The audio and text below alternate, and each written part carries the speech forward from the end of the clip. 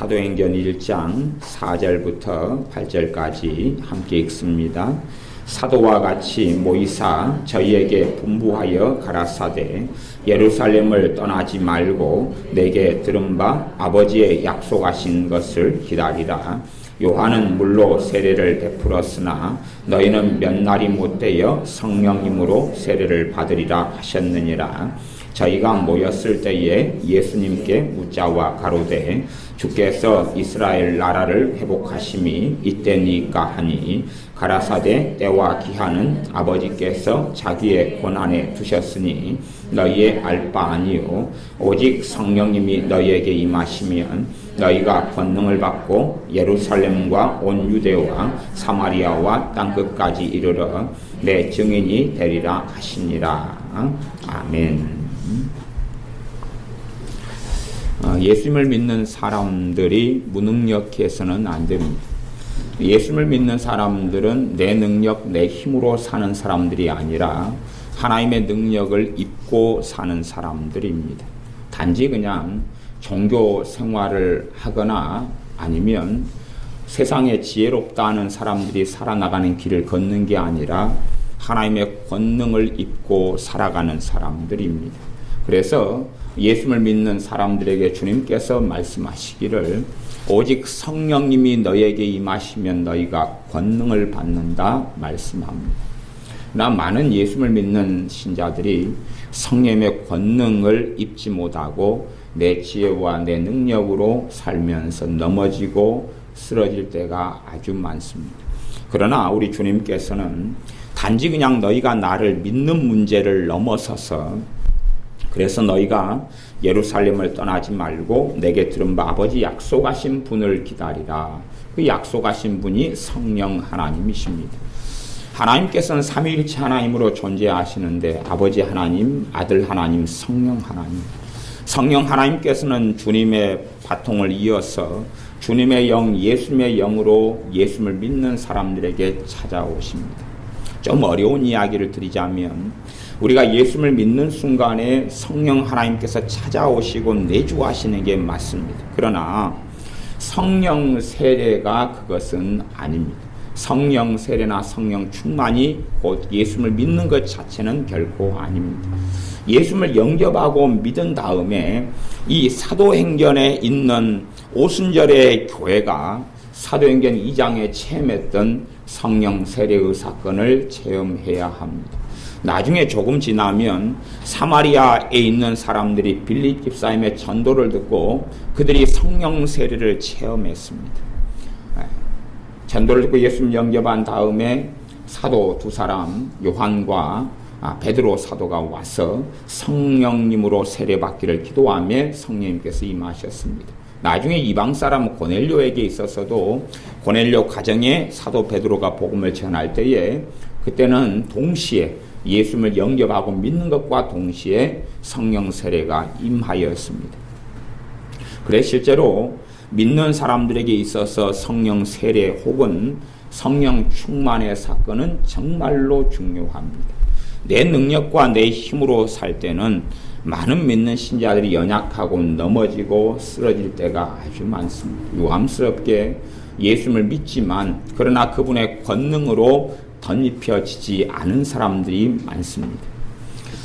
일반적으로 제가 일반적인 이야기를 좀 하면 특별한 예외들도 아주 많습니다만은 일반적인 이야기를 하면 성령님의 권능으로 능력으로 덧입혀지는 사람들은 기도 생활을 좀 깊이 있게 하는 사람들이 그렇습니다. 기도 생활을 별로 하지 않는 사람들에게 성령님의 은사가 임하는 것은 제가 자주 봐옵니다. 그러나 그 성령님의 은사는 아주 연약하고 미미하기 때문에 나도 뭐가 뭔지를 모를 때가 많습니다. 너희는 몇 날이 못되어 성령님으로 세례 받는데 너희가 권능을 받으리라. 하나님의 권능을 받으리라. 그 성령님의 권능을 받는 것은 기본적으로 성령님의 은사들을 이야기합니다. 성령 하나님께 주신 은사들을 이야기합니다. 여기서 이제 사도행전 2장에서는 실제로 이 말씀이 이루어지는 현장이 나와 있습니다. 제가 2장 1절부터 4절까지 읽어보겠습니다. 오순절 날이 이미 이름에 저희가 다 같이 한 곳에 모였더니 호련히 하늘로부터 급하고 강한 바람 같은 소리가 있어 저희 앉은 온 집에 가득하며 불의 혀같이 갈라지는 것이 저희에게 보여 각 사람 위에 임하여 있더니 저희가 다 성령님의 충만함을 받고 성령님이 말하게 하심을 따라 다른 방언으로 말하기를 시작하니라. 예수님의 제자들을 포함한 120명의 사람들은 두려워하였고 떨었습니다. 그래서 도피해 있고 숨어 있었습니다.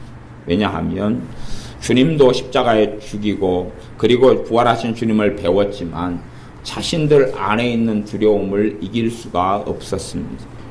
그 당시의 시대 상황 속에서 그들은 가장 약자들에 속했습니다. 그러므로 자신들의 심령적인 두려움과 불안과 낙심을 자신의 능력으로는 이길 수 없었습니다. 심지어는 주님도 십자가에 못 박아 죽였는데, 물론 주님께서는 스스로 우리를 위해서 그 골고다의 길을 걸어가신 것입니다. 그럼에도 불구하고 자신들도 생명의 위기를 느끼고 위협을 느끼고 잡히면 얼마든지 죽임을 당할 수 있다는 것을 알고 있었습니다. 그렇기 때문에 예수님의 복음을 제자들은 전할 능력도 마음도 없었습니다. 물론 마음 안에는 주님을 증거해야 된다는 것을 알고 있었지만 그들은 무능력했고 능력이 없었다는 이야기입니다. 자신의 능력만으로는 현실 문제를 뛰어넘을 수도 없고 초월할 수도 없었습니다. 자신의 힘만으로는 어떻게 할 수 없는 절박함 속에 있었습니다. 신자들이 그러한 삶을 예수님을 믿는다 할지라도 살기 때문에 성령님의 권능과 능력을 입어야 된다고 말씀합니다. 고린도전서 1장 말씀에는 내가 전하는 것이 사람의 지혜로 사람을 설득시키고 사람을 어떻게 해가지고 하는 게 아니라 하나님의 나타나심으로 성령의 권능으로 너희에겐 내가 복음을 증거했다라고 사도 바울은 증거합니다. 이 사도행전 2장 16절부터 18절까지는 제가 읽어보겠습니다. 이는 곧 선지자 요엘로 말씀하신 것이니 일렀으되 하나님이 가라사대 말세에 내가 내 영으로 모든 육체에게 부어주리니 내 영으로 하나님의 영, 그분이 성령 하나님이십니다. 내 영으로 모든 육체에게 부어주리니 너희의 자녀들은 애언할 것이요 너희의 젊은이들은 환상을 보고 너희의 늙은이들은 꿈을 꾸리라. 그때 내가 내 영으로 내 남종과 여종들에게 부어주리니 저희가 애언할 것이요. 주님께서 오실 때 아까워져 오기 때문에 이 하나님을 가장하고 성령님을 가장하는 미혹하는 영들은 정말로 많이 활동하는 것을 볼 수 있습니다.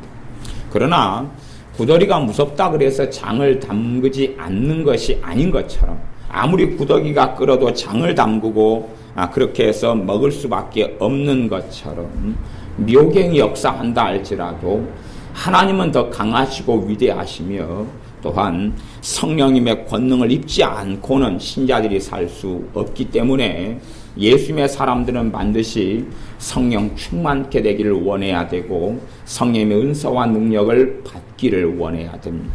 단순히 주의 종들에게만 성령의 은사와 권능이 임하는 게 아닙니다. 실제적인 이야기는 오히려 기도 생활을 깊이 하는 이러한 집사님이나 권사님에게 목사님보다 성령의 은사와 능력이 훨씬 더 많이 임하여 있는 상황을 더 많이 봅니다. 실제로 성령의 은사가 약하게 임하였다 할지라도 그 사람이 주님을 사랑하고 주님을 의지하고 주님께 깊이 있게 나아가고 하면 성령의 은사는 불같이 역사하고 일어납니다. 성령의 그 은사와 능력은 단지 그냥 예배할 때나 찬양할 때 쓰이는 게 아니라 내 일상사 속에 하나님과 동행하는 삶을 가능하게 해줍니다. 내 힘과 능력으로 살 때는 하나님과 동행하는 삶이라는 것은 어렵고 지난합니다. 오히려 내가 예수님을 영접하고 은혜를 좀 체험했다 그래도 종교적인 사람으로 변해 가버리고 맙니다. 영적인 눈에 띄어지지 않고 보여지지 않습니다. 그래서 영적인 세계를 알 수 없고 눈에 보이는 세계, 성공하고 행복을 얻고 돈을 얻고 단순히 내 몸이 더 건강하고 자녀를 잘 키워서 자녀가 좋은 직장을 가지고 그 세계 속에 몰입해버리고 맙니다. 그래서 이 불교 신자가 불상 앞에서 손을 비비는 내용이나 하나님의 자녀가 주님 앞에서 기도하는 내용이 별 차이가 없는 대동소이한 이런 일이 벌어집니다. 주님께서는 마태복음 6장에 너희는 그의 나라와 그의 의를 구하라 그리하면 이 모든 것을 너희에게 더하시리라. 하나님의 나라와 하나님의 의를 구하는 삶이 아니라 세상 사람들이 아니면 일반 종교를 가진 사람들이 하는 그러한 기도의 내용과 하등의 차이가 없는 그러한 길과 삶을 걸어갑니다. 그러나 정말로 주님을 사랑하는 사람들은 기도 내용이 달라야 되고 다른 것이 맞습니다. 수능 때가 되어져서 수능을 보는 자녀를 둔 부모들을 보면 그 부모들이 예수를 믿는 사람이든 그렇지 않은 사람이든 기도 내용이 똑같습니다. 그걸 보면 얼마나 많이 예수 믿는 사람들이 변질되어 버렸는지, 얼마나 많이 주님을 사랑하지 않고 주님께 아무런 관심이 없는지를 알 수가 있습니다. 정말로 내가 수능 보는 자녀를 가지고 있다. 그리고 내가 그 자녀를 위해 기도한다 그러면 정말 그런 사람을 저는 그냥 차라리 그렇게 표현하고 싶습니다. 진실한 신자다. 정말로 예수를 믿는 사람이다. 그런다면 주님, 내 자녀의 젊음이 여기 있습니다. 이 꽃다운 나이 19살이고 이제 20살의 지경으로 들어가는데 이 자녀가 예수님을 사랑하는 사람, 예수님께 쓰임받는 사람, 하나님을 영광스럽게 하는 사람이 되게 하여 주십시오. 어떤 좋은 대학이나 어떤 좋은 과나 성공하는 인생의 길이 보장되는 게 아니라 주님을 위해서 길을 걸어갈 수 있도록 자신의 뜻과 자신의 성공과 자신의 행복을 구하는 자녀가 아니라 주님을 위해서 살기로 결단하고 주님께서 인도하시는 길을 걷게 주십시오라고 정말 진실한 신자라면 자녀를 위해서 기도할 것입니다. 그러나 그렇지 않은 일들이 얼마나 많은지를 모릅니다. 믿음이 좋고 기도 생활을 좀 한다는 집사님이나 또 심지어는 목사님들도 그러는데 만나보면 그럽니다. 중학생, 고등학생을 둔 자녀가 있다. 그럼 부모가 그렇게 말하더라고요. 너희들은 열심히 신앙생활을 아직은 할 필요 없다. 주일날 되면 학원에도 가고 학교도 가고 공부해라. 나중에 청년 돼가지고 나이 들어서 믿으면 된다. 그때 기도 생활하고 그때 어떻게 하면 된다. 지금은 너희가 공부할 때다. 나는 웃기는 이야기를 하는 것을 봅니다. 그러나 하나님께서 말씀하시기를 자녀에게 마땅히 행할 길을 어릴 때부터 가르쳐야지만이 늙어서도 하나님을 떠나지 아니하리라고 말씀하시는데 괜찮아. 너희는 공부해. 그래서 지금의 예배당에는 믿는 어른들의 자녀들은 교회에서 찾을 수 없습니다. 믿는 어른들의 자녀들, 초등학생, 유치원 아이들은 있겠죠. 초등학생, 중학생, 고등학생, 고학년이 될수록 점점 믿는 자녀의 수가 급감하고 없어져 버립니다. 그것이 우리들의 현 주소입니다. 그런데 정말로 신자들은 내 능력과 내 지혜로 사는 사람들이 아니라 성령의 능력을 반드시 힘입어 사는 사람들입니다. 똑같은 힘으로 산다면 넘어지고 쓰러질 수밖에 없습니다. 한편으로는 생각해 보십시오.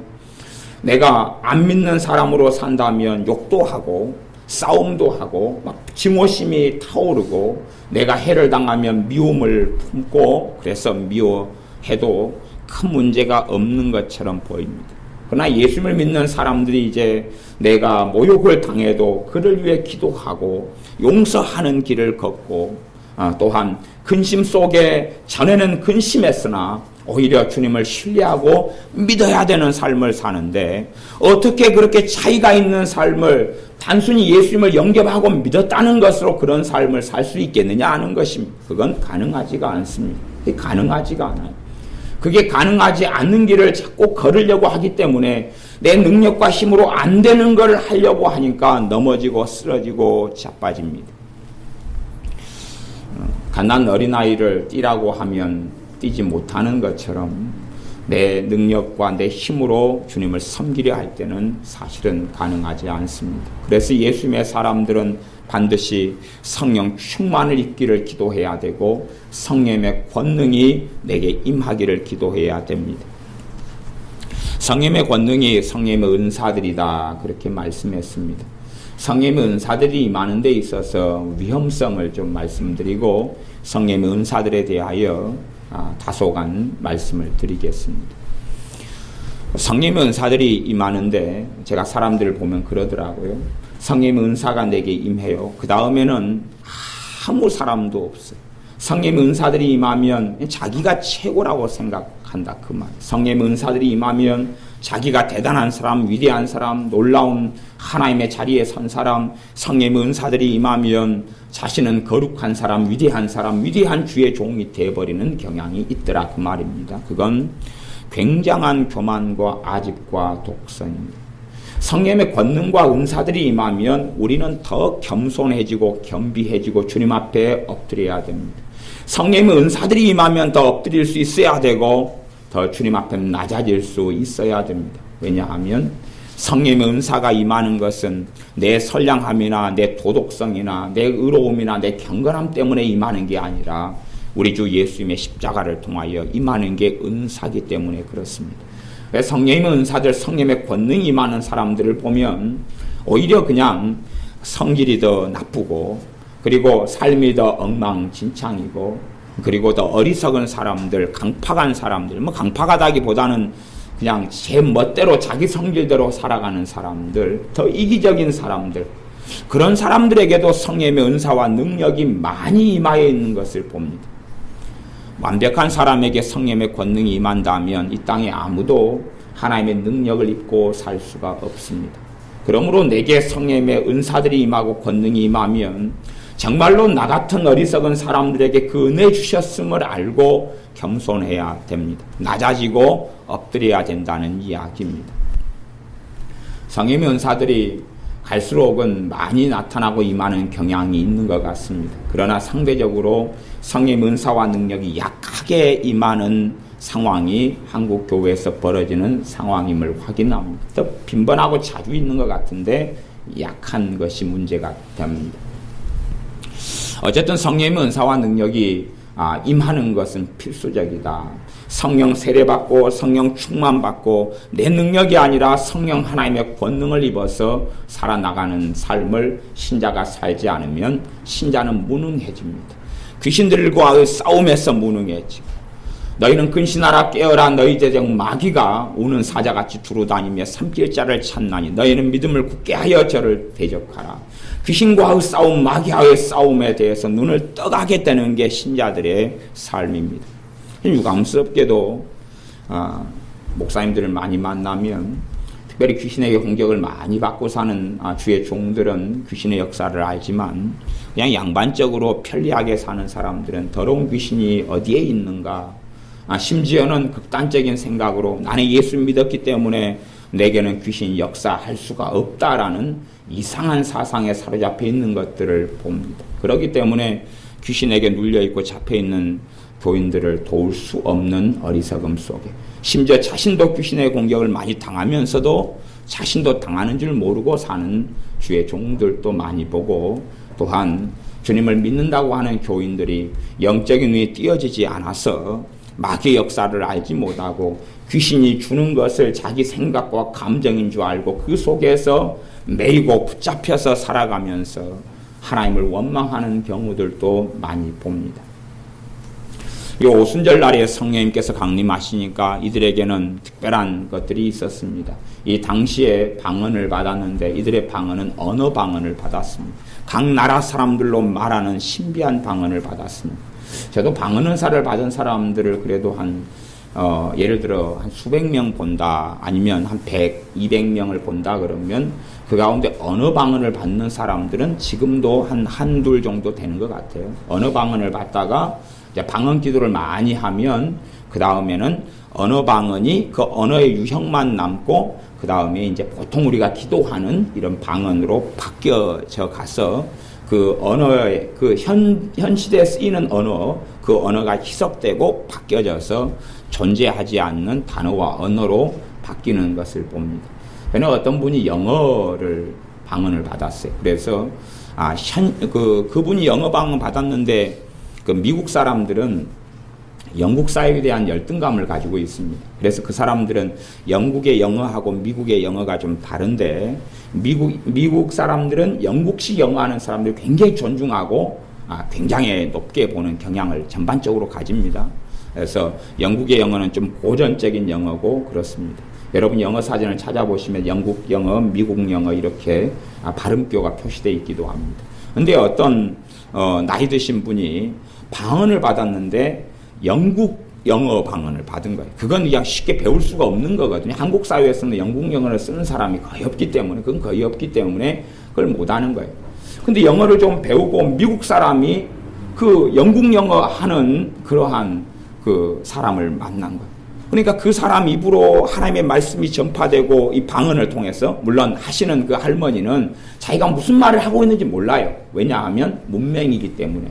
전 세계 문맹 글자를 모르는 사람이 통계적으로 70억 인구 가운데 한 7억이 좀 넘습니다. 한 10명 가운데 1명 글자를 못 읽는데 그 할머니도 글자를 못 읽는 분인데 능숙하게 영국식 영어를 하는 거예요. 그래서 저럴 수가 있느냐. 그래서 한참 그 영어로 증거하는 예수님, 영어로 증거하는 하나님을 듣고 예수님을 믿게 되었다 그럽니다. 근데 시간이 흘러가니까 이제 영국식 영어가 희석되면서 영어 계열인 것 같은데 본래 세상에 존재하지 않는 언어처럼 방언은 바뀌어 버립니다.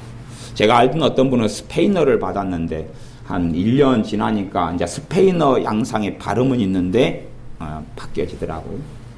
어쨌든 이 당시에는 표적적으로 언어 방언이 임했습니다. 그러면서 하나님을 각 나라 사람들의 언어로 증거하여서 각 나라에서 온 유대인들이 깜짝 놀라서 도대체 이게 무슨 사건이냐 그러니까 하나님께서 이미 증거했던 그 사건이다.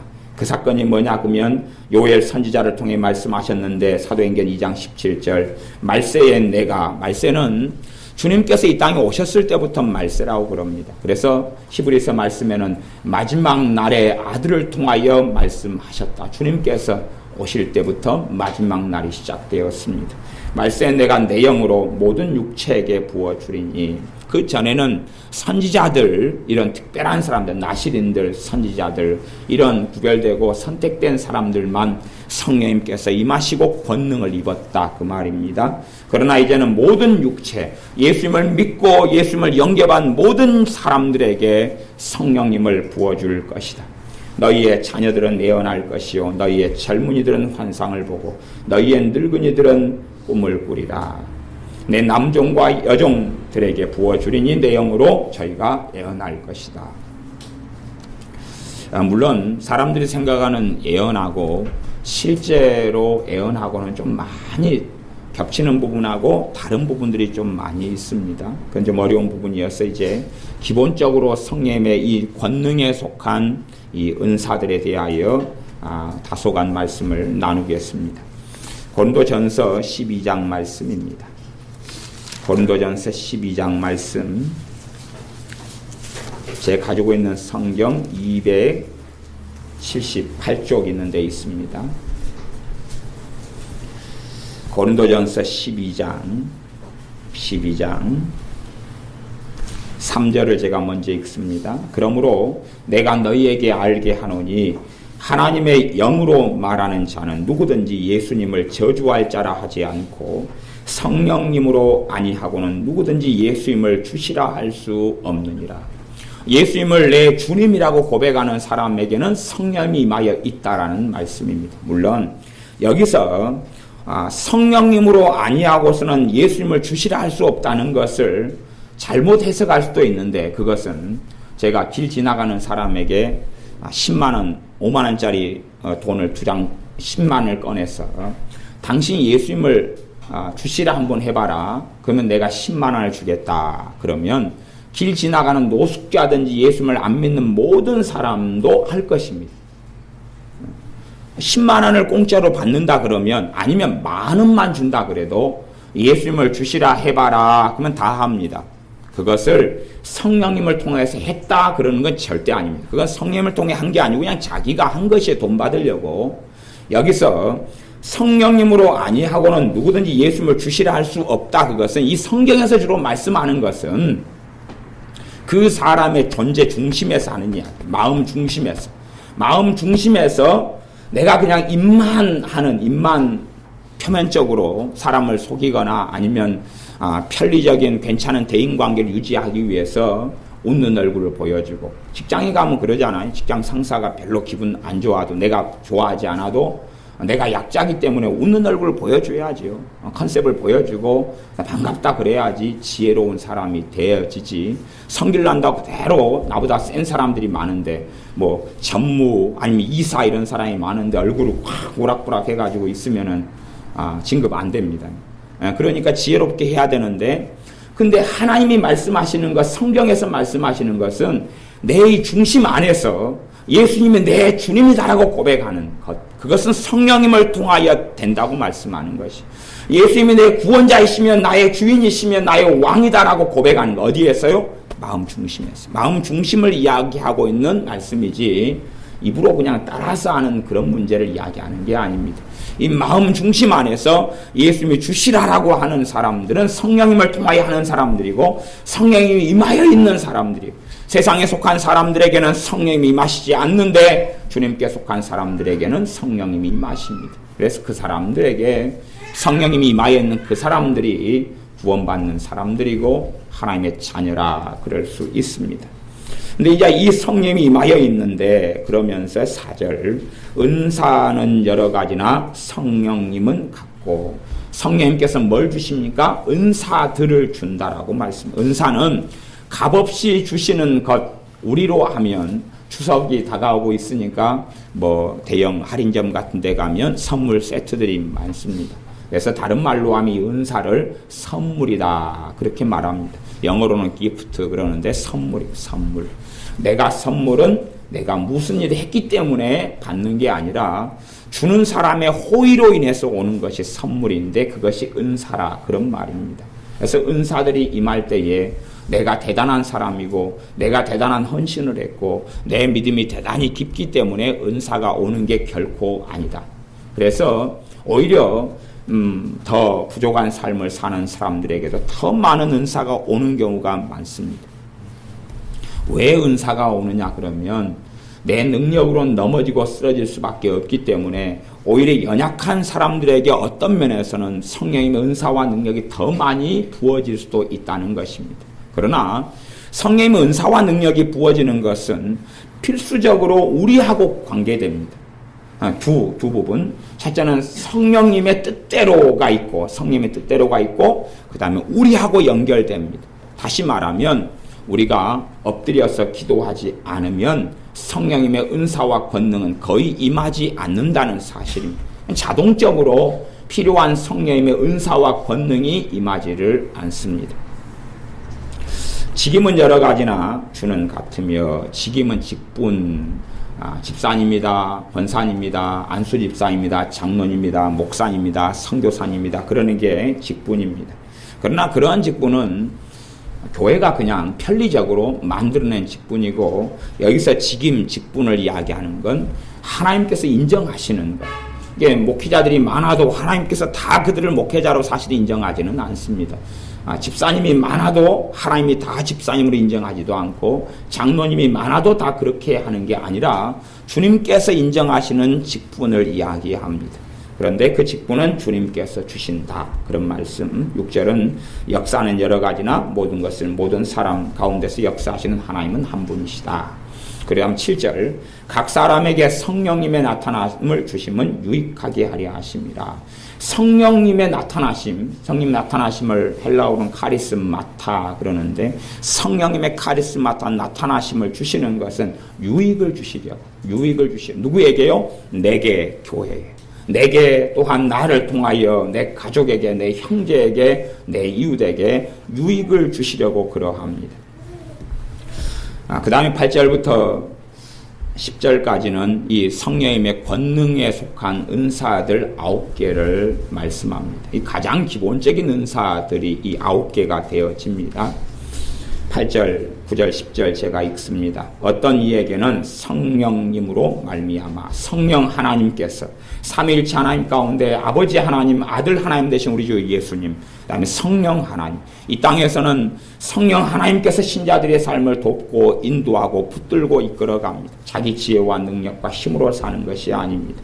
어떤 이에게는 성령님으로 말미암아 지혜의 말씀을, 어떤 이에게는 같은 성령님을 따라 지식의 말씀을, 다른 이에게는 같은 성령님으로 믿음을, 어떤 이에게는 한 성령님으로 병 고치는 은사를, 어떤 이에게는 능력 행함을, 어떤 이에게는 애언함을, 어떤 이에게는 영들 분별함을, 다른 이에게는 각종 방언 말함을, 어떤 이에게는 방언들 통역함을 주시나니. 그렇게 해서 9개가 되어집니다. 9개가 되고 11절, 이 모든 일은 같은 한 성령님이 행하사 그 뜻대로 각 사람에게 나누어 주시느니라. 일단은 기본적으로 이 8번째 각종 방언 말함에 대해서 먼저 설명하고 나머지 시간이 되는 대로 이 9가지 성령의 권능들에 대하여, 은사들에 대하여 설명하겠습니다. 각종 방언 말함이다. 그래서 어떤 사람은 그렇게 생각할 수 있습니다. 방언은 특별한 사람에게 주시는 것이다라고 생각하지만, 이건 지금 방언의 일반적인 방언을 이야기하는 게 아니라 사명적인 어떤 은사와 권능으로서 방언을 이야기합니다. 방언은 예수님을 영접하는 사람이 다 받을 수 있어요. 오순절에 성령님이 임하셨으니까 자동적으로 120명 전체가 방언을 받았어요. 그러면 방언으로 이 사람이 특별하게 이 사람들이 방언으로 은사를 받았는데 이게 사명적이다 이렇게 말할 수 없는 것처럼, 그래서 방언은 누구나 다 받을 수 있는 거예요. 받을 수 있는 것인데, 특별하게 이 방언 말한다 이럴 때 이 은사적인 이 방언 말함은 성령님의 나타나심의 카리스마타인 권능적인 방언 말함을 이야기합니다. 좀 이제 여러분들이 이해하기 어려우실 수 있는데, 저도 이해하는데 20년이 넘게 걸렸는데 여러분이 쉽게 이해한다면 제가 좀 기분이 나쁠 수 있잖아요. 이게 좀 덜 이해해 주시면 좋겠어요. 네. 성령으로 말미암아 지혜의 말씀을, 제가 이 성령의 은사들을 이해하려고 90년대 초부터 이 거의 10년은 안 돼도 5년 이상을 성령 은사들에 대한 책을 다 긁어 모으고 연구하고 뒤지고 찾고 그렇게 세월을 많이 보냈어요. 그렇게 했는데도 성령 은사들을 다 이해가 안 되는 거예요. 왜 이해가 안 되냐 그러면, 피자를 먹어보지 않은 사람에게 피자 맛을 아무리 설명해도 피자가 무엇이다고 알 수가 없잖아요. 그것하고 똑같은 일이다 그 말이에요. 제가 받아보지 않은 은사들에 대해서는 아무리 뭘 설명해도 모르더라 그 말이에요. 이게 사람들이 이제 이 성령님이 9가지 은사들이 있는데 신앙서적이 은사들에 대한 책이 많이 쓰여졌는데, 재밌는 현상이 설명이 많이 틀리더라 그 말이에요. 왜 틀리냐 그러면 그 사람이 받아보지 않은 은사를 자기가 받은 것처럼 경험한 것처럼 이야기를 하는데 그게 많이 틀리더라 그 말이에요. 그래서 여러분들이 이제 이 9가지 능력이 오는데, 그러면 은사적인 부분에서 일반 방언 은사하고 그 다음에 은사적인 부분에서 방언, 다시 말하면 이 12장 28절 마지막에 있는 부분인데요. 12장 28절 마지막을 제가 읽어보겠습니다. 28절 처음부터 읽어보면 처음하고 마지막 읽습니다. 하나님이 교회 중에 몇을 세우셨는데 첫째가 사도요 선지자요 쭉 그렇게 해서 마지막에 교회들에서 몇을 세우신 사람이 각종 방언을 하는 사람을 세우셨다. 그냥 우리가 개인 기도로서 방언을 하는 문제를 이야기하는 게 아니고, 방언 말하는 특별한 직분과 부르심이 있다. 그거 개인적인 방언 기도 말고 하는 이야기입니다. 좀 깊이 들어가서 이야기하면 방언을 통한 중보기도 은사의 사명 계열이다. 이렇게 설명할 수 있습니다. 이제 넘어가고 9가지 은사들에 대해서 다루어 가보겠습니다.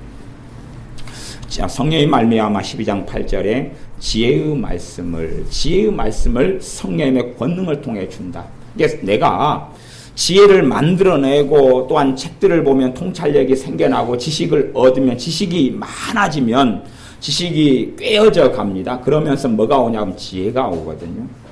이 아이들은 단순하게 책들을 좀 읽으면은 지혜가 오지는 않아요. 근데 일반적인 지혜의 원리, 하나님께로부터 오는 지혜 말고 그냥 이 땅에서 우리가 얻는 지혜 부분은 지식이 증가하고 지식이 깊이 들어오면 지혜가 생겨납니다. 제가 그 태권도에서 거의 평생을 바친 사람과 몇 년을 함께 살아봤는데, 태권도에 세월을 바치고 해서 운동을 최고로 잘하고 그 다음 태권도 그쪽에 대학 교수가 되신 분하고 몇 년을 지냈는데, 그분이 그쪽 계열로 깊이 있게 들어가니까 영적 통찰력이, 그냥 보통 지혜적인 그런 부분이 아주 깊이 있는, 밤새워서 대화를 한 적도 있는데 굉장히 깊이 있는 그런 면모들을 발견했습니다. 또 신학을 한다고 믿음이 깊어지지도 않고 하나님을 알게 되지도 않는데, 제가 한 신학 박사 한 분을 아는데, 그분이 제 가르쳤던 교수님 중에 한 분인데, 그분은 오시면은 강의를 좀 하시고 그 다음에 기숙사에서 주무셨는데, 같이 대화하고 시간 오래 보낼 일들이 좀 있었습니다. 그래서 신학 박사신데 깊이 있게 하나님을 깊이 있게 알고 그건 아니에요. 근데 신학 세계에서 깊이 있게 들어가시니까 그 통찰력하고 지혜가 깊은 것을 봤습니다. 이게 그런 것은 하나님으로부터 온 지혜는 아니에요. 하나님으로부터 온 지혜의 말씀의 은사는 아니고, 자기가 준비하고 만들고 노력하고 해가지고 만드는 지혜와 통찰력이고, 지금 이 성경에서 말씀하는 지혜는 지혜의 말씀이다 그러는데, 하나님으로부터는 지혜의 말씀을 이야기합니다. 왜 잠언에 있는 지혜라고 안 그러고 지혜의 말씀 그러고, 그 다음에 뒤에 있는 지식이라고 안 그러고 지식의 말씀, 그렇게 말씀자가 붙었느냐 그러면 이게 단편적이기 때문에 그렇습니다. 하나님께서 가지고 계신 지혜의 단편을 필요할 때마다 부어주시기 때문에 그렇습니다. 그것이 지혜의 말씀의 은사입니다. 내 지혜로 내가 사는 게 아니라 하나님께서 필요할 때마다 지혜를 부어주시는 거예요. 이게 저 같은 경우는 제가 주된 이 9가지 성령 은사 가운데 제가 몇 가지 은사를 제가 성령님께 받아가지고 살아가지만, 제가 지혜의 말씀 은사가 저의 가장 핵심적인 은사예요. 핵심적인 은사. 그러니까 제가 하나님 일을 하고 목회자가 됐기 때문에 이 은사가 온 게 아니고, 그냥 청년 때 이 은사가 왔어요. 하나님 일을 하고 상관없이 살 때에 이 지혜의 말씀의 은사가 왔어요. 그렇기 때문에 사람들이 저를 가리켜, 제 별명이 그런 거였어요. 박사였어요. 박사 아니면 교수였어요. 근데 제가 사람들이 이야기한 걸 다 아는 게 아니고, 어떤 사람이 대화 속에 이야기를 꺼내요.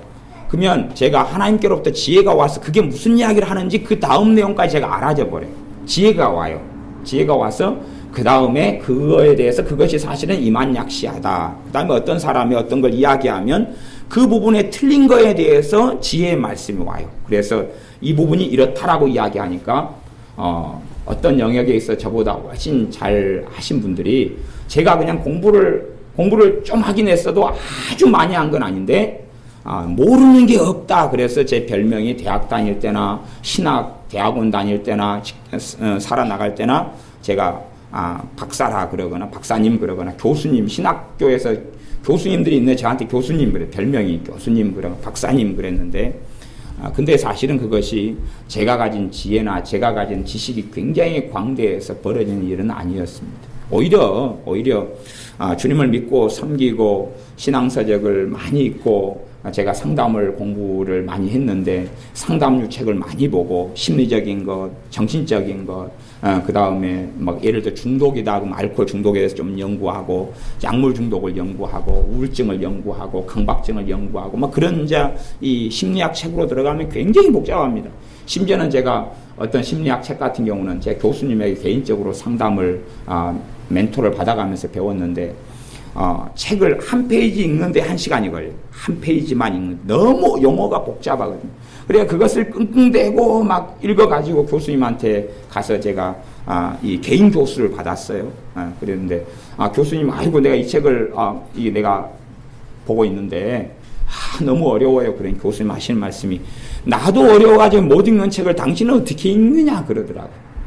그분은 상담학 박사 교수님이신데, 이 말이 어려워서 이렇게 짜집어 놓고 저렇게 짜집기 해놓고, 그 법률 가들이 보면 변호사나 검사나 판사들이 법률 용어를 해가지고 쉽게 이야기하면 될 걸 갖다가 말에 이렇게 범벅 해가지고 꼭 걔네들도 쉼표가 없어가지고 제가 판사들은 호흡적으로 길기 때문에 아마 잠수를 잘할 거라고 생각해요. 그 사람들은 점을 안 찍고 그냥 공문으로 써가지고 말을 끝내질 않아요. 그래서 얼마나 숨이 길기 때문에 막 1분 30초를 참을 수 있는 것 같아요.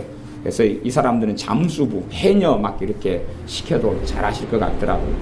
하나님으로부터 지혜가 오는 거예요. 부분마다 필요할 때마다 지혜가 와요. 그래서 이 지혜의 말씀의 은사가 있어요.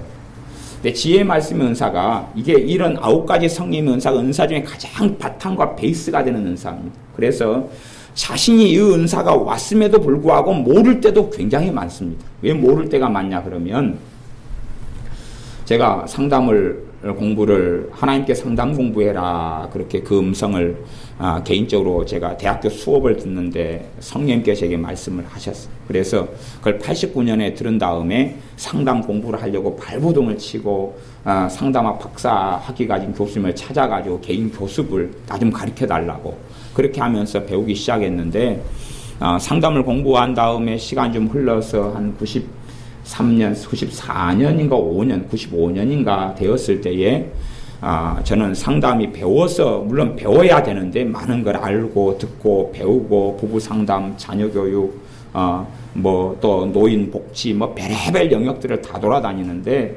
그다음에 성격에 대한 성격의 이론부터 시작해서 그런데 갑자기 한 95년 정도에나 이 상담의 은사가 오는 거예요. 성경에는 뭐라고 되어 있냐 그러면 권위하는 자는 권위하는 일로 권위자가 상담자 그러면 카운셀러. 이게 내가 저 사람의 말하는 걸 듣고 난 다음에 내가 가진 지식과 정보를 통하여 답을 찾아가는 게 아니라 그냥 어떤 질문을 듣고 있으면 답이 하나님께로부터 와요. 근데 이제 저는 상담의 은사라고 했지만 이 9가지 은사로 이야기하면 이 지혜의 말씀의 은사가 열매가 난 거예요. 파생된 거예요. 지혜의 말씀 은사에서 나오는 게 상담의 은사거든요. 이게 저는 지혜의 말씀 은사는 한 91년이나 이때 받았어요. 그런데 나중에 시간이 흘러가지고 상담의 은사가 또 나타나는 거예요. 이 가장 기본적인 은사들이 활동하다가 열매를 맺어 가는 은사들이 나타나더라 그 말이에요.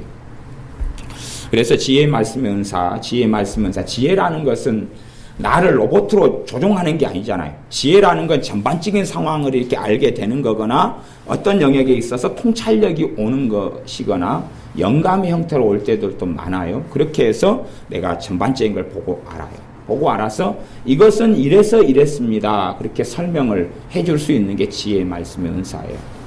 그래서 그 은사들이 제 삶 속에는 그냥 평상시에 하루에도 여러 번, 하루에도 심지어 많을 땐 수십 번씩 계속 작용합니다. 그러니까 지혜의 말씀 은사가 제게 없다면 저는 예수를 믿는 사람으로 무능력하고 아무런 것이 없습니다. 물론 제가 신학책이나 신앙서적이나 상담류나 합치면 아마 수천 권 이상은 제가 보는 그러한 책벌레에 속하는 사람이지만 그럼에도 불구하고 그런 것이 아무런 쓸모가 없다 그 말이에요. 제 개인에게 있어서는 그냥 배설물 정도에 불과하지 그것 자체로 어떻게 사람을 살리지도 못하고 하나님을 영화롭게도 하지도 못합니다. 이게 하나님으로부터 성령 하나님으로부터 온 지혜의 말씀 은사가 아니면 제가 하나님의 일을 하거나 사역하는 것은 아무도 할 수도 없고 하나님의 일만이 아니라 제가 보통 직장생활을 한다 그랬다 할지라도 그 속에서 제대로 할 수 없다 그 말이에요. 물론 내가 노력해가지고 세상 사람들이 하는 정도까지는 할 수 있거나 더 낫게도 할 수 있을지 모릅니다. 그러나 그것으로 하나님을 기쁘시게 할 수도 없고 그것으로 내 믿음을 지키고 능력 있는 그리스도인 신자의 하나님의 자녀의 삶은 살지를 못합니다. 그러므로 반드시 예수님의 사람들은 성령의 권능과 은사들로 무장되어 있어야 됩니다. 그래서 하나님의 권능과 성령의 능력들을 깊이 있게 구하는 것이 필요합니다. 이 하나님의 말씀에서는 그렇게 우리에게 말씀합니다. 너희가 더욱 큰 은사, 너희가 더욱 이 큰 은사들을 사모하라 그렇게 말씀합니다.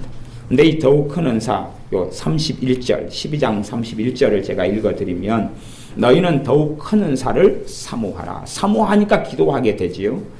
내가 또한 제일 좋은 길을 보이리라. 이 은사와 능력을 하나님께 받는데 이걸 사용하는 방법, 길은 방법 웨이라 그래요. 방법. 하나님의 이 능력과 은사를 사용하는 방법, 이걸 움직이는 동력, 이것을 13장의 사랑이라고 말씀하는 것입니다. 그래서 사랑이 동력원이 되지만 더욱 큰 은사 자체가 사랑은 아니에요. 사랑은 성령의 9가지 열매 가운데 속하는 것입니다. 그래서 그게 사랑이 은사라면 우리에게 사랑해라고 말씀하시질 않아요. 은사인데 어떻게 와야지 하는 건데, 그게 아니라 누구든지 하나님의 사랑을 입을 수 있고 누릴 수 있고 하나님의 사랑으로 사랑할 수가 있어요. 여러분이 아마 그런 경험을 해보셔도 좋을 것 같아요. 내 자녀가 심신이 고달파요. 내 자녀가 낙심되어 있고 힘들어요. 아니면 귀신이 내 자녀에게 역사를 해요.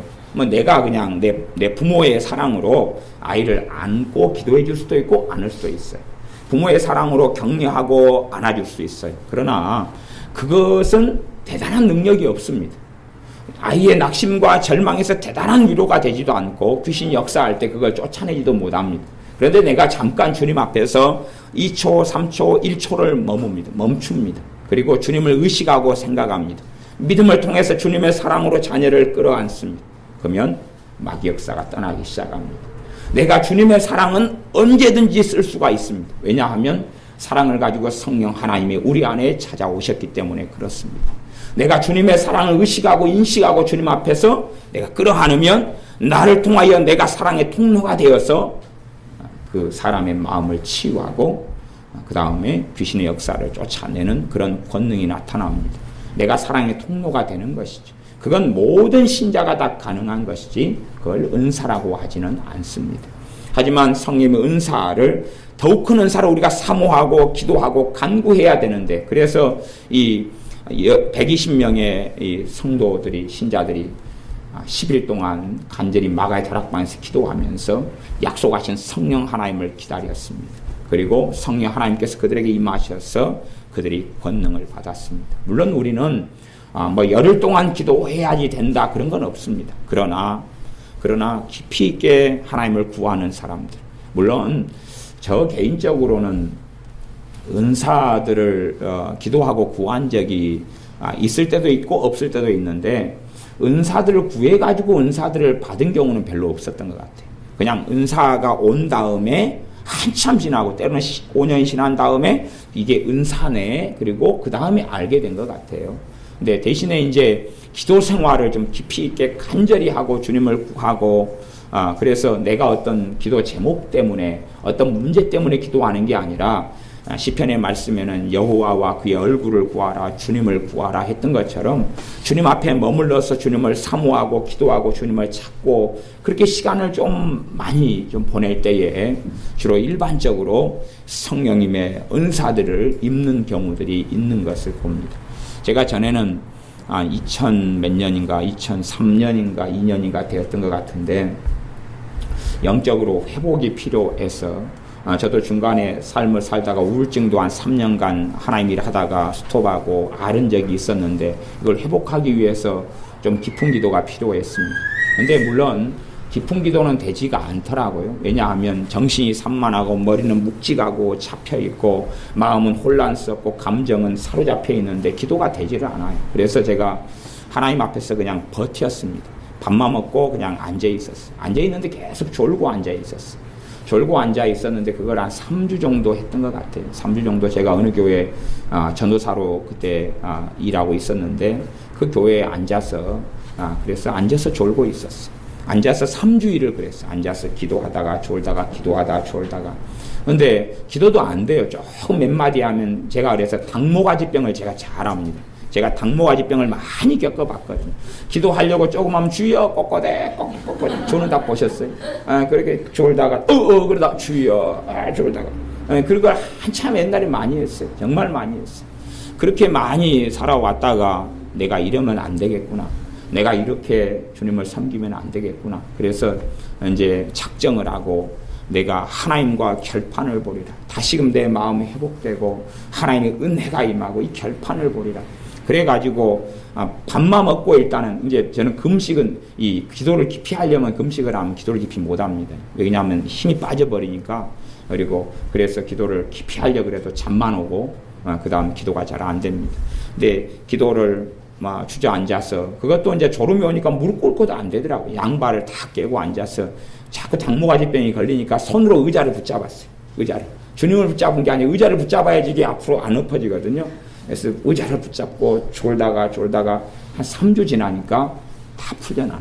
3주 지나니까 마귀 역사 떠나고 우울증 떠나고 귀신 역사 떠나면서 저는 뭐 그냥 그 부분이 풀어지게 달라 기도했을 뿐인데 성령님의 은사들이 그때 한 2-3년 됐을 때 한 3개 정도 성령님의 은사들이 한꺼번에 찾아오더라고요. 은사를 기대한 건 아니고 제가 지금 현재 그냥 막 힘들어 죽겠는데 뭐 은사 구할 일이 있습니까? 근데 내가 주님을 구하고 주님 앞에 머물렀더니 성령님의 은사들이 찾아옵니다. 그래서 성령님의 은사로 살아가는 사람이 내가 위대하다, 내가 탁월하다, 내가 똑똑하다, 거만하고 자만할 수 없는 것입니다. 성령님의 은사를 통하여 주님을 섬기고 이 땅의 삶을 살아나가는 하나님의 자녀들이 내가 이렇게 의롭다, 경건하다 할 수 없기 때문에 무엇보다 성령님의 은사들이 아니면 신자의 삶을 살아나가는 것은 너무나 어렵고 오랜 시간이 흘러가면 종교인으로 전락되거나 넘어지기가 쉽습니다. 그래서 지혜의 말씀의 은사를 여러분들이 구하거나 아니면 이 은사를 직접 구하지 않는다 해도 주님을 깊이 있게 구하고 참는 시간들을 여러분이 삶의 시간과 여정을 내으셔서 가지시는 것이 정말 중요합니다. 그때에 성령님께서 각 사람에게 필요한 대로 주시는 것입니다. 11절 말씀을 제가 읽어보면 이 모든 일은 같은 한 성령님께서 행하사 그 뜻대로 각 사람에게 나눠주시느니라. 내가 어떤 은사를 구해서 오는 게 아니라 내 몸에 맞는 은사가 있어요. 내 사명과 내 부르심에 맞는 은사가 있어요.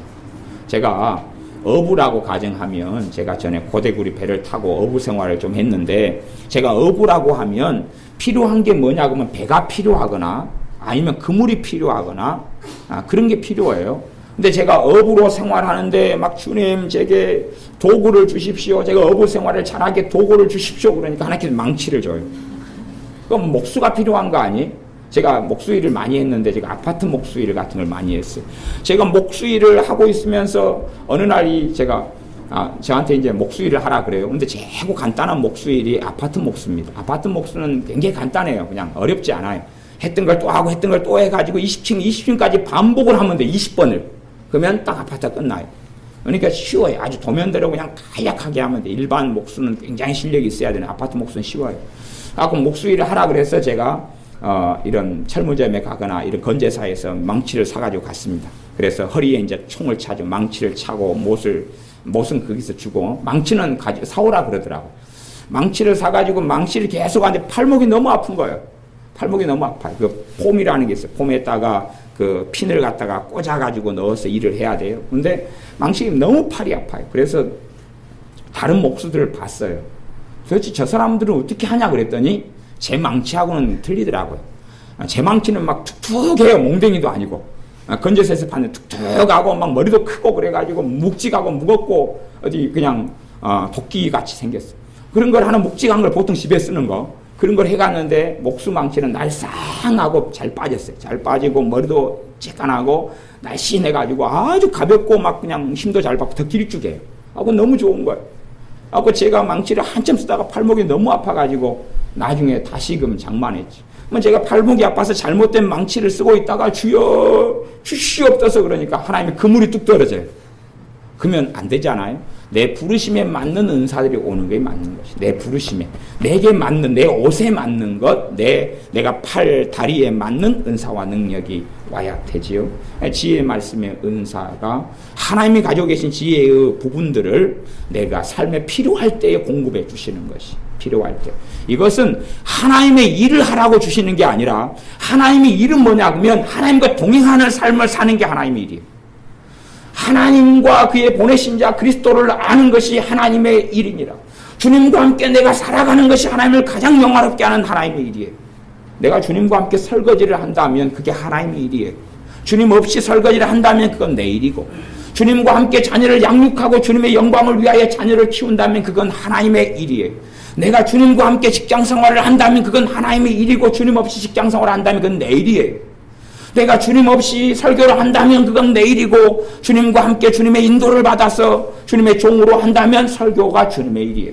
찬양이 내 감정을 흥겹게 하기 위하여 주님께 영광을 돌리는 게 아니라 그냥 매너리즘에 빠져서 한다면 그건 찬양이 아니라 노래고 그건 인간의 일로 전락합니다.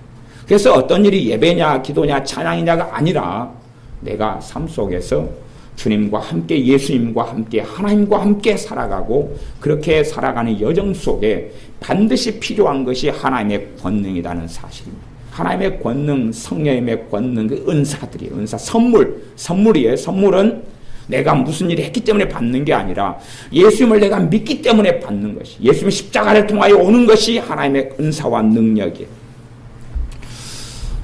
제가 산에서 전에 90년에 기도하다가 갑자기 여러분들이랑 기도했어요. 제 어머니하고도 기도하고 아시는 권사님하고도 기도하고 기도원에서 산에서 막 기도할 때 갑자기 애언의 은사가 왔어요. 90년이니까 벌써 3년 됐네요.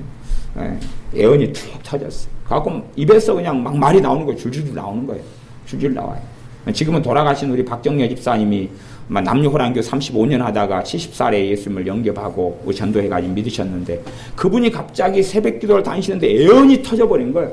갖고 제가 새벽에 기도를 못했잖아요.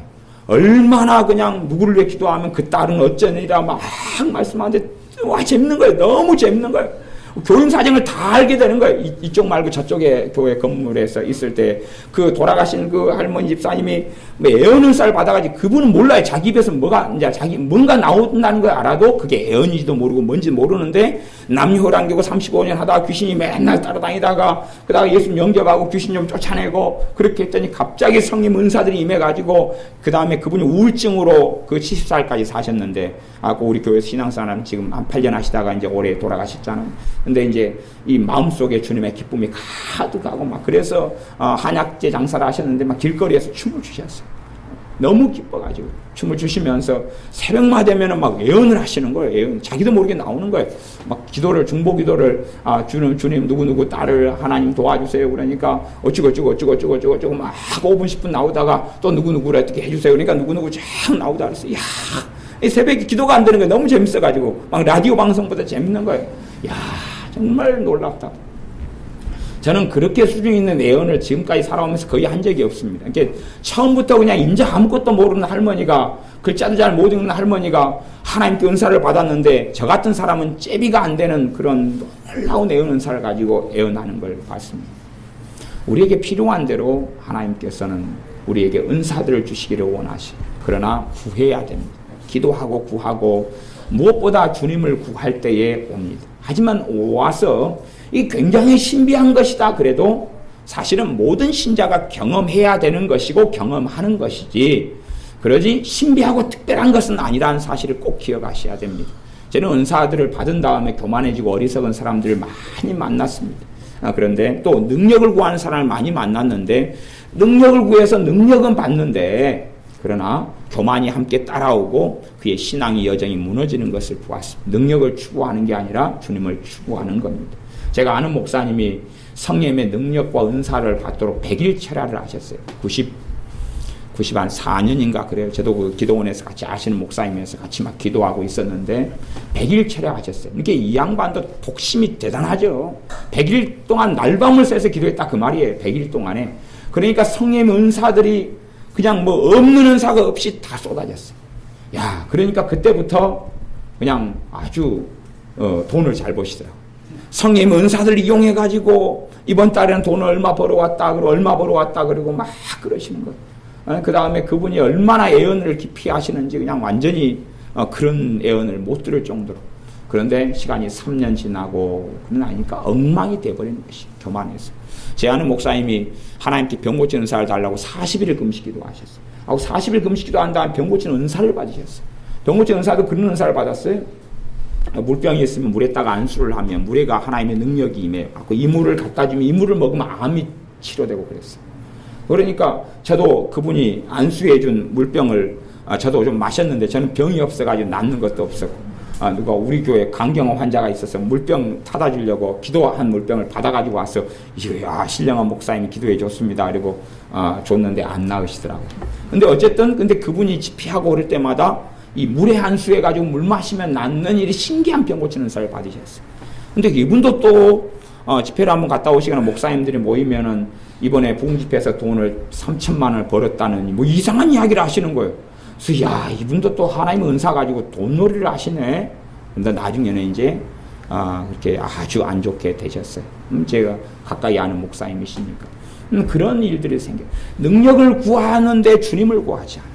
우리가 주님과 함께 살려고 필요한 게 능력과 은사예요. 이건 필수적인 것이지 선별적인 게 아니라 하나님의 능력으로 덧입기는 모든 신자가 필수적인 것입니다. 그래서 이 지혜의 말씀 은사가 있고 그 다음에 지식의 말씀 은사가 있고 지식의 말씀 은사는 하나님이 가지고 계신 지식을 나누어 주시는 거예요. 나누어 주시는 게 지식의 말씀 은사예요. 지식의 말씀 은사에 들어가는 것이 꿈을 꾸는 것, 꿈을 꾸는 것. 그 다음에 환상을 보는 것. 환상도 비몽사몽간에 보는 환상을 다친 환상이라 그러고 그냥 길 걸어가다가 보는 게 있어요. 길 걸어가다가 정신이 말똥말똥했을 때. 또 어떤 분은 설교하는데 뭘 봐요? 설교하는데 설교는 내 입은 하고 있고 나는 환상을 보고 있어요. 이게 두 가지를 같이 하는 이런 일도 벌어져요. 열린 환상이라 그러는데 요엘서 아까 나오는 꿈과 환상 이야기가 실제로 이 지식의 말씀의 은사에 속합니다. 주로 과거의 선지자들은 이 지식의 말씀의 은사, 이 지자가 알지자 아니면 혹은 선견자 그랬는데 볼견자 보는 걸 환상을 보고 요셉 같은 경우 꿈을 꾸고 다니엘이 꿈을 꾸고 그 다음에 선지자들이 하나님께 이상과 환상을 보고 에스겔이 그랬어요. 그래서 그러한 이 보는 것 꿈이나 환상이나 이런 은사가 없으면 선지자들은 삶은 선지자로 살지를 못했고 이 요셉에게서 꿈을 빼버리면 꿈의 은사, 꿈을 해석하는 것, 꿈의 은사가 없으면 요셉은 요셉이 아니고 다니엘 선지자에게서 꿈을 빼버리면 다니엘 선지 힘도 못 씁니다. 그러잖아요. 꿈 꾸고 꿈을 해석하고 그게 다니엘 선지자가 하잖아요. 그러니까 다니엘이 되는 거죠. 엘리야 선지자에게 하나님의 권능을 빼버리면 그가 사실은 별 볼 일이 없는 사람이 됩니다. 엘리야 선지자, 엘리사 선지자는 놀라운 하나님의 치유의 권능을 가진 사람이었는데 얼마나 치유의 권능을 많이 가졌는가. 엘리사 선지자가 죽은 다음에 그 사람이 묻힌 무덤에 무덤은 그 동굴 속에다가 시체를 넣어놔서 시간이 흘러가면 뼈만 남아요. 그 무덤 속에 어느 날 세월이 좀 흐른 다음에 다른 사람 시체를 그 무덤에 돌을 드러낸 다음에 동굴 속에 시체를 집어 던졌어요. 던졌는데 엘리 사선지자 뺐다고 하고 이 시체가 딱 닿은 다음에 이 사람 살아나 버렸어요. 이게 놀라운 성령님의 능력과 권능이 이 뼈 속에 죽은 사람 뼈 속에도 차 있었던 거예요. 그런 이제 신기한 일은 현대 사회에서 종종 요즘도 벌어지는 일이 되기도 합니다. 사도행전에서는 사도 바울이 앞치마만 가지고 가도 귀신이 쫓겨나가고 질병이 치유되었습니다. 그런 일들이 사실은 있지요. 그래서 성령님을 따라서 지식의 말씀을 받습니다. 하나님이 가진 지식을 꿈의 형태든지 환상의 형태든지 그 다음에 이 지식의 말씀 은사를 받는 사람들이 음성이라고 착각하는데 음성의 어떤 현상과 계열로 듣고 받아요. 듣고 받아서 내 삶 속에 하나님이 내가 음성을 듣는다. 그래서 이게 은사가 아니라 하나님과 관계라고 착각하는 부분이 있습니다. 그래서 제가 전에 지식의 말씀 은사 가지고 1시간 이상을 기본적인 것을 설교로 한 적이 있습니다. 왜 착각하고 지식의 말씀 은사로 교만해지는 경우가 너무 많기 때문에 아침에 살아가다가 뭔가 음성을 들어요. 그러니까 내가 정말 거룩한 사람이 된 줄 알아요. 근데 지식의 말씀 은사를 따라서 온 것이 마음속에서 어떤 영감이 떠오르고 어떤 귀로 들리는 음성 아니고 심령에서 오는 음성으로 들리는 그런 은사가 지식의 말씀의 은사예요. 물론 이제 성령님과 직접 교통하면서 성령님께로 받는 음성이 있지만 주로 그런 경우가 미혹하는 귀신으로부터 오는 것이 꽤 많은 현상을 봅니다. 그래서 지식의 말씀 은사가 있어요. 그걸 가지고 사는 사람들은 하나님의 응답을 꿈이 있다 그러면 꿈으로 쉽게 받아요. 기도 생활을 깊이 할수록 하나님 주시는 꿈이 많아요. 꿈이 많아서 그 꿈을 통해서 삶이 잘 정돈하고 어려움 일이 있다 그러면 꿈을 통해 알려주셔요. 그걸로 꼭 기도하라고 알려주시고 근데 이사를 가기 위해서 깊이 기도하면 하나님이 말씀하시는 은사라는 통로가 있어요. 은사는 하나님이 말씀하신 통로예요. 그냥 꿈을 통해서 하나님이 보여주세요. 어느 집을 딱 보여주셔요. 그럼 가가지고 정보지를 보고 집들을 몇 군데 돌아다니면 꿈에서 본 집이 그 집이 있다 그 말이에요. 그런 것처럼 이 꿈, 환상, 또 하나님께서 내게 말씀하시는 이 지식의 말씀 은사의 여러 계열들, 그것은 지식의 말씀 은사도 종류가 굉장히 많이 있어요. 굉장히 많이 실제 나타나는 현상 아주 많이 있습니다. 그 은사. 그 다음에 9절은 다른 이에게는 같은 성령으로 믿음의 은사가 있어요. 그러니까 성경에서 내가 믿어야 되고 믿음을 가져야 되는 부분 말고 하나님의 능력으로서 믿음의 은사라는 게 있어요. 저는 이제 믿음의 은사를 저는 가지고 있지 않은 사람인데 제 어머니는 믿음의 은사를 가지고 계셔요. 그러니까 믿음의 은사를 가지고 있는 사람하고 그렇지 않은 사람은 좀 달라요. 가령 돈 문제 1,000만 원이 생겼다. 근데 내가 1,000만 원이 돈이 없어요. 하나님께 1,000만 원을 해달라고 막 기도를 해요. 그러면 제가 기도한다 그러면 1,000만 원을 막 놓고 기도해도 일단은 열심히 많이 기도해야 됩니다. 그리고 그것이 가까워올수록 초조하고 때론 불안하고 잠이 잘 안 오고 막 그래요. 그러지만 더 많이 기도해서 어느 선을 넘어가면 이제 확신이 오고 딱 오면서 그만 기도해야 된다 그렇게 와요. 그러니까 저는 응답이 되면은 뭐가 오냐 그럼 주로 깊은 확신이 와요. 확신이 오고 평안이 와요. 그러면 됐구나 그래 알 수가 있어요. 근데 그러기 전까지는 노심초사하기도 하고 걱정이 들기도 하고 염려가 되기도 해요. 당장 그 1,000만 원이라는 게 심각한 돈이고 뭐 빚쟁이가 빚을 안 그러면 딱지 붙인다 뭐 그런 이야기가 된다면, 그런데 이제 믿음의 은사를 가지고 있는 사람은 기도할 때부터 믿어지고 시작해요.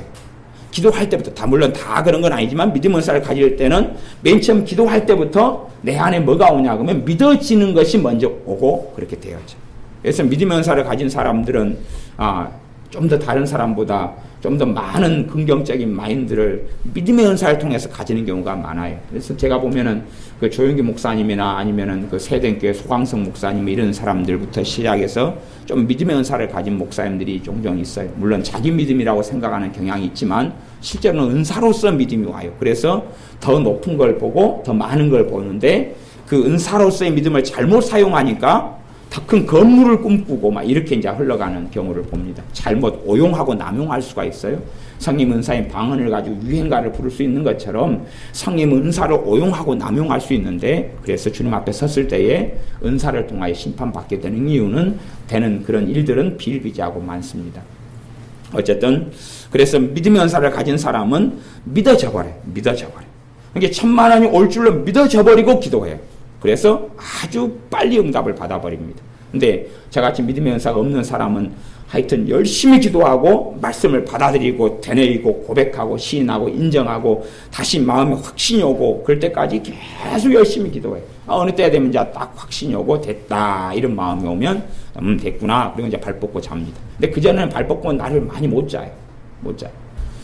그래서 믿음의 은사가 있는 사람들은 믿음을 통해서 그게 하나님의 은사적인 능력이기 때문에 믿음을 통해 많은 일들을 쉽게 처리할 수가 있습니다. 그러니까 기도할 때 믿음이 작용하고 말로 선포할 때 믿음이 작용하고 예수님의 이름으로 귀신은 떠나가라 그럴 때 믿음의 은사가 있는 사람이 여기에 믿음이 역사하면 믿어져 버려. 떠날 게 믿어져 버려. 하고 당장은 뭐가 눈에 안 보여도 믿어져 버리고 돌아가다 보면 그렇게 돼 있어요. 믿음의 은사, 이런 은사로 깊이 있게 사역했던 돌아가신 목사님 가운데는 케네스 해기 목사님이나 죽은 사람을 많이 살렸던 스미스 위글스워스 목사님 같은 분이 믿음의 은사를 통하여 하나님을 깊이 있게 영화롭게 했던 사람입니다. 스미스 위글스워스 같은 이분은 배관공이었어요. 수도 고치고 이런 분이었어요. 글자도 모르는 분이었어요. 근데 이런 분이 하나님의 큰 은사와 권능을 받으니까 죽은 사람을 많이 살렸어요. 올해 이제 좀 시간이 좀 된 목사님입니다만은, 그리고 이제 자기 와이프가 글자를 읽어서 자기 아내한테 글자를 배웠어요. 그래가지고 이제 목사님이 되셨어요. 그래도 글자를 떠듬 이렇게 읽으시는 그런 분이셨어요. 그 다음에 10절, 이제 9절 빨리 해야 되겠네. 예. 어떤 이에게는 한 성령님으로 병 고치는 은사를, 병 고치는 능력을 받아요. 우리 교회도 그런 분들이 이번에 우리 윤 집사님 기도해 주셔가지고 지난번 부흥집회 때 좀 은사 좀 받으셨죠? 예, 그러신 것 같아요. 병 고치는 은사도 좀 모시고 좀 모은 것 같아요. 예, 그렇게 그 사모하고 기도하니까 그 은사들 좀 받으신 것 같아요. 그다음 병 고치는 은사. 그 다음에 10절에 보면 어떤 이에게는 능력 행함을, 능력을 행하는 은사가 와요. 그 두 종류로 옵니다. 하나는 이 자연계의 세계의 능력 행하는 은사를 기적을 행하는 은사다 그러고요. 그 다음에 영적 세계의 능력을 행하는 것을 귀신을 쫓아내는 은사다 그러는 것이. 두 가지가 있어요. 근데 두 가지 중에서 이 기적 쪽만 아는 사람은 그쪽만 알고, 그다음 귀신 쪽만 알면 그쪽만 아는데, 이 능력 행하는 은사는 자연계와 초자연계 두 가지에 작용하는 은사인데, 두 쪽을 다 있을 수 있는데 주로 한쪽만 가지는 경향을 좀 많이 있는 걸 봅니다. 그래서 능력 행하는 은사, 다 예수 믿으면 다 귀신을 쫓아낼 수 있지만 모든 신자는 이 부분에 특화된 은사가 있는데, 이 은사가 능력 행하는 은사예요. 그러니까 우리 교회에서는 이 은사를 가지고 귀신을 쫓아내고 도와주고 사역하고 그런 일을 하고 섬겨서 이 부분에 있어서 잘못 사용하고 하는 사람이 많기 때문에 이걸 섬기려고 서울에 기도원을 세워서 집회를 정기적으로 하고 있지요. 그 다음에 이제 10절에 어떤 얘기는 예언함을, 그러니까 예언의 은사는 굉장히 많은 방식과 양상으로 나타납니다. 그러니까 예언 은사를 받은 사람이 예언 은사 받은 줄도 모르는 경우도 너무너무 많아요. 굉장히 많습니다. 그러니까 예를 들어서 갑자기 찬양이 막 생각나요. 찬양이 생각나요? 어떤 찬양이 기도하다가 생각나요. 그럼 그 찬양을 불러요. 그러면 그 찬양이 두 가지로 올 수도 있어요. 하나는 애언으로 올 수가 있어요. 내게 하시는 하나님의 말씀. 그러니까 그런 찬양을 막 부르면 마음이 시원해지고 결박이 풀리고, 그다음 내가 누구에게 불러주고 그래요.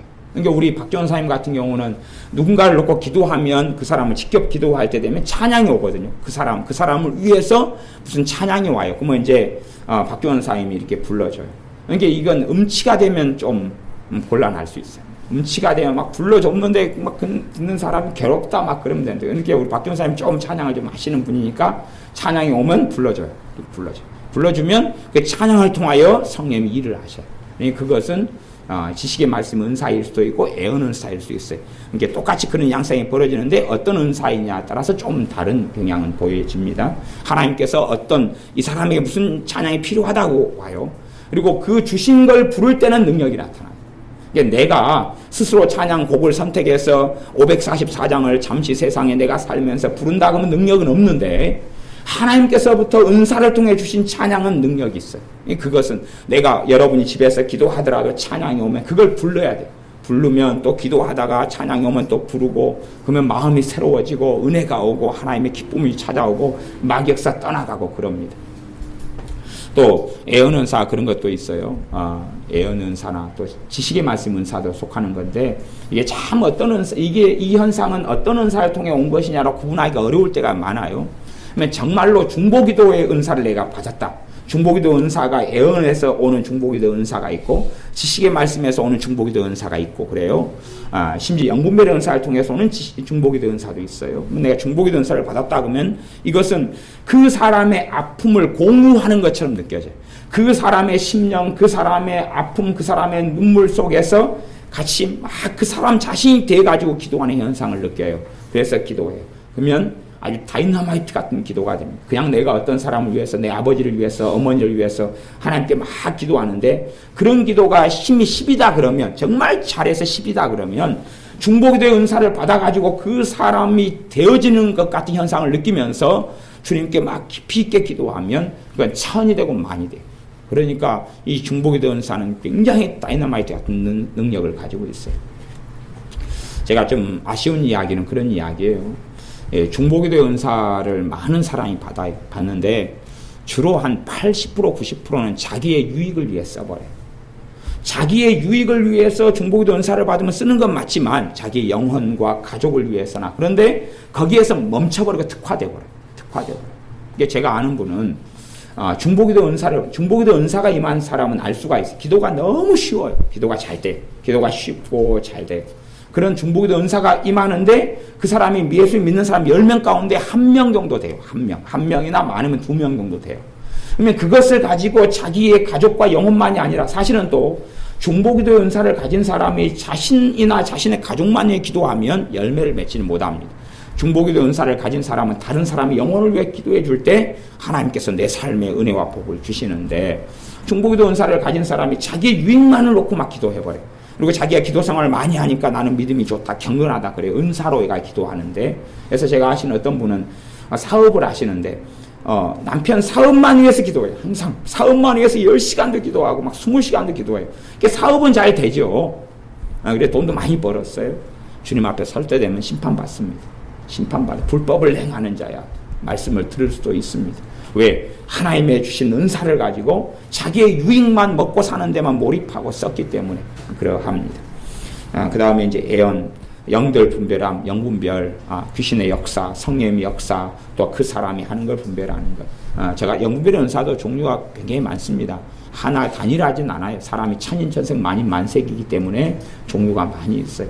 저도 옛날에는 제가 90년에 영분별의 은사를 기도하다가 받았는데, 상기도하다 받았는데, 그건 귀신을 보고 막 이런 은사를 받았어요. 근데 그게 다인 줄 알았어요. 그러다가 2000 어느 교회 부흥 집회를 하는데, 집회 중에 성령님께서 영분별의 은사를 한번 또 주신 적이 있는데, 그게 한 5년, 6, 7년 되는 것 같아요. 갑자기 왔는데 은사가 두 개가 둘 다 영분별의 은사인데 양상이 틀리더라. 양상이 전혀 틀려요. 그래서 내가 그 전에 교만한 부분이 참 많이 있었구나. 그 전에 나 분별했다고 생각했는데 그렇지 않은 부분이 참 많이 있었구나. 또 이것도 다가 아니고 일부분이라는 것을 인식하고 알고 있습니다. 영분별의 은사가 있어요. 그게 있으면은 전에 제가 그런 적이 있어요. 어떤 분이 기도 받으러 누가 데리고 왔는데 성령님께서 딱 말씀하셨어요. 이 사람 사기꾼이다. 사기꾼한테 갖고 당하고 뭐 이런 일도 많이 있고 다른 분들이 그랬는데 사기꾼이다 하고 딱 가르치시죠. 그러니까 이게 지식의 말씀 은사일 수도 있고 영분별일 수도 있고 막 그런데 어쨌든 그런 경우가 몇 번 있어서 사기꾼이라고 가르쳐 드렸어요. 근데 믿었겠어요? 안 믿었겠어요? 처음에는 잘 안 믿더라고요. 안 믿는데 그 다음에 정돈하고 보니까 이제 사기꾼으로 판명이 몇 번이 난 적이 있고 그렇습니다. 뭐 그런 것처럼 그러해요. 그 다음에 다른 얘기는 방언말함을, 각종 방언말함을, 어떤 얘기는 방언들이 통역함을 주시나니. 그래서 예수님 믿는 사람들이 내 능력과 내 힘으로 사는 것이 아니라 성령의 권능이 임해가지고 살아야 됩니다. 내 힘과 내 능력으로는 부족하고 넘어지고 쓰러지는데 성령의 권능을 통하여 내가 하나님을 섬기고 하나님의 일을 하게 됩니다. 제가 설교는 굉장히 수월하게 하는 사람입니다. 왜 수월하게 하냐 그러면 다른 목사님들은 설교를 굉장히 고통스럽게 힘들게 하셔요. 힘들게 하시는데 제가 설교 쪽에 은사를 받았기 때문에 은사를 받았어요. 옛날에 설교 은사를 옛날 90년 한 중반에 받았으니까 그때 이후로는 하루에 막 2번 설교하고 3번 설교해도 편안해. 편안해. 그러니까 설교 은사를 받았어요. 제가 설교를 잘해서 그런 게 아니고 은사를 받아가지고 그래요. 물론 책은 제가 많이 보고 성경을 연구하고 묵상하고 그러지만 은사를 받아가지고 그러는 것이. 그래서 그 은사도 한 2번 정도 이렇게 더 받았어요. 내가 지금으로 한 4년 전에도 설교 은사를 다시 받았어요. 그 다음에는 또 다시 더 깊어지는 부분이 있는데 그런 은사를 받았어요.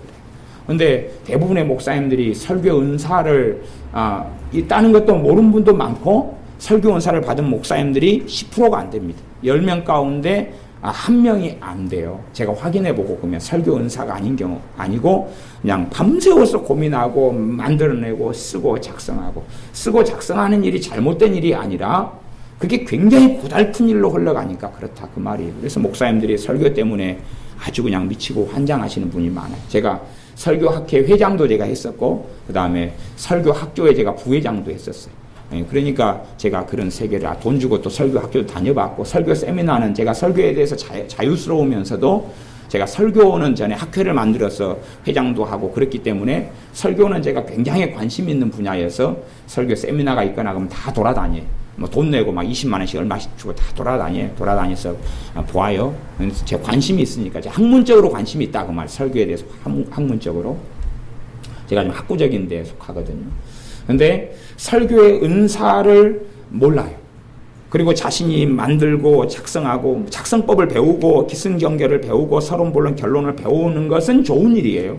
좋은 일인데 자기 능력과 자기 지혜로 해요. 예수를 믿는 사람들이 내 능력과 내 지혜로 살아가는 삶은 굉장히 고달프고 힘듭니다. 굉장히 고달프고 힘들어요. 문제가 되어집니다. 여러분의 삶에 반드시 신자로서 당연히 예수님을 통하여 누릴 수 있는 것은 성령님의 은사들입니다. 예수님을 통하여 당연히 내가 누릴 수 있는 내 의로 내 공로로 내가 어떻게 봉사를 했기 때문에 내가 어떤 직분에 있기 때문에 어떻게 헌금을 냈기 때문에 누리는 게 아니라 예수님께서 나를 위해 십자가에 죽으셨고 부활하셨기 때문에 예수님의 사람들은 성령님의 은사들이 임할 수 있어요. 그러므로 성령님의 은사들을 가지고 주님을 영화롭게 하고 하나님을 섬기고 성령님의 은사들로 직장 생활을 하고 성령님의 은사들로 하나님을 기쁘시게 하고 그래서 어떤 직장 생활 하시는 분이 성령님의 은사를 받으니까 너무 좋다 그래요. 근데 그 은사들이 그런 은사도 있어요. 그런 은사들이 어떤 분이 장사를 하시는데 장사하는 게 너무 괴로워. 20년 동안 그 시장에서 그 돗대기 장사 있잖아요. 펼쳐놓고 그냥 이렇게 펼쳐놓고 싼 옷 있잖아. 5,000원, 3,000원 이렇게 팔아왔는데 그게 너무 고생되고 힘들었어. 그러다가 내가 이렇게 한 많은 세월을 어떻게 사나 원망만 하고 살다가 어느 날 아니야, 마음을 고쳐야 되겠다 하면서 주님 앞에 엎드려서 기도했더니 은사가 임하는 거예요. 은사가 임해가지고 장사를 하는데 일단은 돈을 잘 벌어요. 왜 그러냐고 하면 자신이 재밌거든. 장사를 하다가 손님이 안 오면 기도가 되고, 이게 뭔가가 지금 왔어요. 다양하게 뭔가가 왔는데 기도가 잘 되고 찬양이 잘 되고, 손님이 와도 그전에는 손님이 부담스러운 거예요. 어떤 손님이 부담스럽냐 그러면 여자분이니까 아줌마 그 집사님인데 50 몇 살 되시는데 그 남자 험상궂은 사람이 나타나고 그러면 마음속에 부담되는, 저 사람이 또 옷 가지고 시비를 걸면 어쩌나. 그 다음에 단속을 여러 번 맞았기 때문에 그 단속을 좀 하는 게 있잖아요, 시장마다. 그런데 단속을 좀 많이 했기 때문에 저 사람이 공무원이면 어쩌나 한 불안감, 두려움이 있는데 그런 것이 이제 없어지는 거예요. 그런 게 없어지고 기쁨이 막 기쁨이 쏟아나고, 내가 자기가 장사하는데 너무 재밌게, 자기가 그냥 이렇게 들어도 자기가 또 사주겠더라고요. 그전에는 말을 별로 안 하고 살고 그냥 그랬는데 자기가 자기 말을 들어봐도 야, 꼭 사야 되겠더라고요, 옷이. 근다고 옷을 가지고 막 그냥 질이 안 좋은데 질이 좋다고 거짓말 하는 것도 아니고, 그 다음에 이제 품질이 안 좋은 옷들을 좀 이렇게 받아가지고 했는데 기도를 좀 하니까 주님이 가르쳐 주시는 거예요. 누구에게 가서 물어보라고 가르쳐 주는 거예요. 누구에게 가서 물어보라고. 그래서 진짜 저 사람이 그걸 알고 있을까? 그래가지고 누구에게 가서 물어봤더니 옷을 이쪽에서 한번 납품받아보는 게 어떠냐 그러는 거예요. 거기 가서 사보라는 거예요. 샀더니 가격도 보통 자기가 쓰는 괜찮은 가격인데 품질이 좋다는 거예요. 재봉도 2번 이렇게 돼 있고 막 그 품질이 좋아가지고 그걸 갖다 파니까 손님들이 불평도 별로 없어지고 내가 자신감 있게 속이는 게 아니라 할 수 있잖아요. 그러니까 장사하는 데 있어서 그전에는 내가 왜 미련 곰퉁이처럼 비록 내 몸매가 미련 곰퉁이처럼 생겼다 할지라도 왜 내가 미련 곰퉁이처럼 20년 동안 이걸 누리고 살지 못했을까? 근데 20년 지난 다음에 자기가 전혀 그렇게 장사도 하기 싫은데 목구멍이 포도청이라고 장사 안 하면 못 살겠고, 자기 남편은 또 그냥 막 그 거식 있잖아요. 그냥 해가지고 그렇게 사시고, 자기가 벌어가지고 살아야 되는 20년 동안 그렇게 살아왔는데, 그다음 주님 앞에 엎드리고 항복했어요. 주님, 나를 도와주십시오. 내가 이대로는 못 살겠어요. 엎드리고 기도하니까 뭔가가 막 기쁨이 솟아오면서 뭔가가 왔는데, 그분이 은사도 뭣도 잘 몰라요. 그런 걸 가르쳐주는 교회가 아니기 때문에 몰라도 상관없는 거예요. 몰라도 상관없어요. 제가 그냥 이게 설명하지만 이게 뭐다 굳이 알 필요는 없어요. 그냥 오면 오는 거지 뭐. 이게 정의 내리고 시험 볼 일이 있는 건 아니기 때문에 그렇습니다. 근데 그 나이 드신 그 집사님이 그게 와서 자기가 언변이 있는 거예요. 언변이. 얼마나 말을 자기가 자기 말 듣고, 자기는 말하면서 자기는 듣잖아요. 이 여자 말 잘한다. 이 여자가 내 여자다. 자기다. 그리고 사람이 막 사게끔 생겼더라고요.